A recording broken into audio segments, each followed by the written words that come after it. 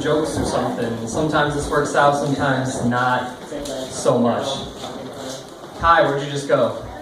Okay, well Kai's out of earshot, so I'm just going to make fun of him anyway. Not really make fun of him.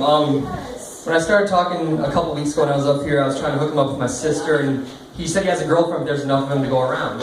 So I was talking to my parents the other day, and both my siblings, younger brother and sister in their 20s, are like unemployed and living at home. But my room is currently available, and I figured there's no difference between having 2 freeloaders and 3 freeloaders, so Kai could just like live in my room up until my sister and him get married or something, and then somehow they magically both get jobs and get the hell out of my parents' house. I think that's what they're just waiting for. Sign there, huh? I just had to think. So, I was talking to my mom the other day, and she said that somebody that I graduated high school with, that was pregnant, gave birth like 8 weeks early to one of those little premature babies, and the baby was 4 pounds, 7 ounces. And the first thing that I thought was, holy crap, that's a fat baby. Because I was also a preemie, but I was 4 pounds, 4 ounces, and I came out all nice and skinny and fit and like jaundicey and kind of purple too, almost like a sort of a half and half split thing. Like maybe I could be a Batman villain. I don't really have a good name for myself. I guess Two-Face, I could just be Two-Body or something. I don't really know. I mean, I might be a really ineffective baby because I'd still be in a little incubator, but Batman would never defeat me. Imagine the bad PR he would get if he punched a little baby. Just imagine it. I mean, you know, you've seen the movies that just came out, right? The Christopher Nolan ones. He's punching the Joker. He's punching Bane, fighting. If there's a little, like, premature 4-week-old baby, he can't win. He can't beat up that little baby. I would be the best Batman villain. But that made me thinking that most times babies are born and they're 7, 8, 9 pounds or something. It's like you're pushing a butterball turkey out of there or something. It's so fat and gross looking. And it sort of made me rethink how many kids I want to have. Like, as of now, I like other people's kids. I would like to have anywhere from 3 to 5 babies. But after my wife gives birth to one, I'm not sure if I want to go near that area to make another one. But I'm also like a big fan of musicals and plays and things, so I thought maybe we could get an understudy husband. So like, you know, a couple months, whatever, after the first one's born, I'm like, all right, ready to get back. Oh, I'm not good for this. Okay, buddy, you've been training your whole life for this. Get on in there, get her pregnant for me. As long as one person's laughing, I'm just going to keep on going. But the other thing is I'm a little, I don't know if I want to say worried, but I mean, we're in our like mid-20s, and if we don't have a kid till 30 or something, I'm not more worried about my kids not fitting in with the other kids or not being smart. I'm worried about how awkward it's going to be for me to hang out with my kids' friends' parents.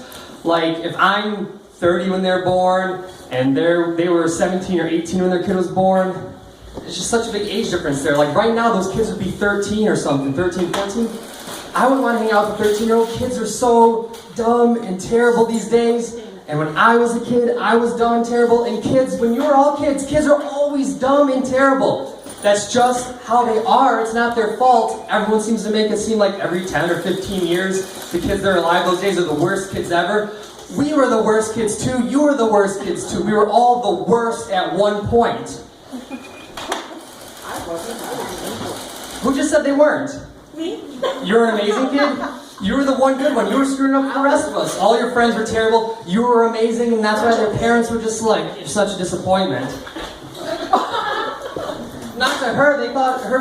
They wanted to adopt her away.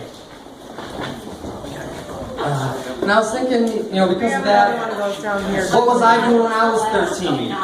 I was in 8th grade. That was the year I broke my wrist on one of those razor scooters. Those things are so dangerous and terrible. They're just like, I don't know, if snakes are the devil's pets and idle hands are the devil's playthings, razor scooters have got to be like the devil's environmentally friendly form of transportation, because you're not using up any gas, you're not killing any trees, but just the post spins around and around and around, and little kids like myself, they're just so dumb, hurt themselves on them and break their wrists.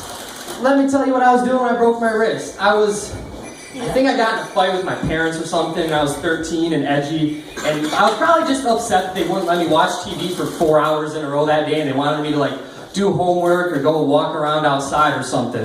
So I went and I grabbed my little Razor scooter and I was going down a hill, and I thought it'd be really cool to see if I could like stand on one leg on it and like put my leg above the handlebar like this. And as I brought it down, my pant leg got caught and it flipped around, and I flipped over and landed on my wrist and broke it. That was it, the entire story.